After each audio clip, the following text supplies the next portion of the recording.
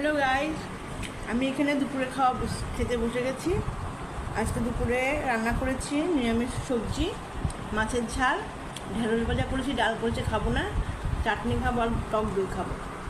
Guys, আমি এইটুকুই ভাত খাই, তবুও কিন্তু মোটা হয়ে যাচ্ছে। ভিডিওর জন্য আমি একটু ভাত নিই নি। হ্যাঁ, আমি আরও এইটুকুই খাই, কিন্তু মোটা হচ্ছে কী কারণ আমি জানি না। এইটুকু লাঞ্চে এখন চাটনি দই থাকলে আর কিছু লাগে না, ভাজা ডাল।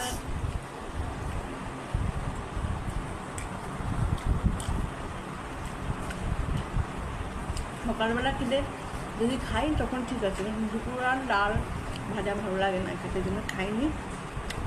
টক দই, চাটনি, মাছের ঝাল, সবজি